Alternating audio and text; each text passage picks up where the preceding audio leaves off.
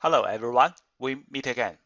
In this week's lectures, we will introduce two important theorems of the linear resistive circuit, that is the superposition theorem and the Thevenin theorem.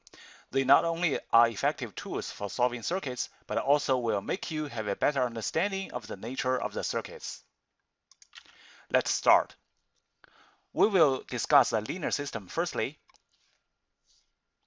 When we discuss a system, we often mark its input and output. Now we take a single input, single output system as an example. If it's a linear system, the single input, single output system can be written as y is equal to a times x, in which a is a coefficient determined by the system. The linear system has two properties. The first one is that if ix changes to kx, then y changes to ky. This is reasonable for a linear system. The second property is that if x changes to x1 plus x2, then y changes to y1 plus y2, where y1 is the corresponding output of x1 and y2 is the corresponding output of x2. The two properties are called homogeneity and additivity of the linear system. After discussing the single input, single output system, now we focus on the double input, single output system. According to the linear system properties, the output is a linear combination of the inputs, which can be written as y is equal to a times x1 plus b times x2, where a and b are two coefficients determined by the linear system. If a linear circuit is regarded as a linear system, what's its input and output?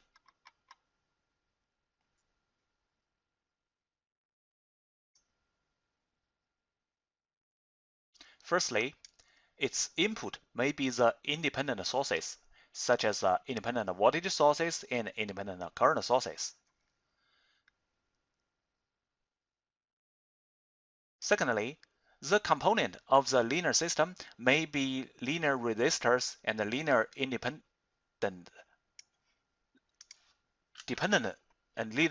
sources. Thirdly, the output may be the voltage or the current of any branch.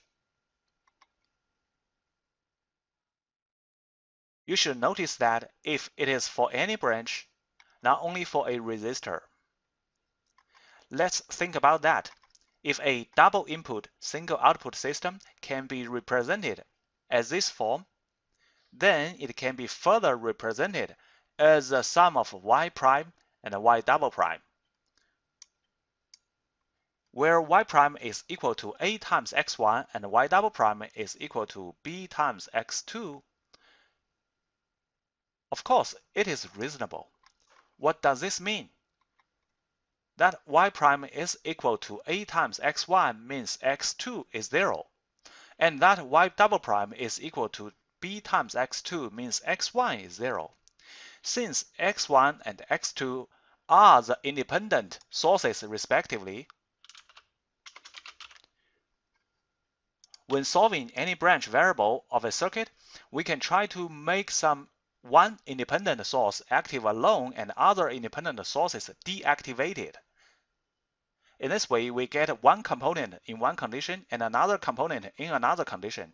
Then we add two components together and get the former branch quantity. This is the first key point of this lecture, the superposition theorem.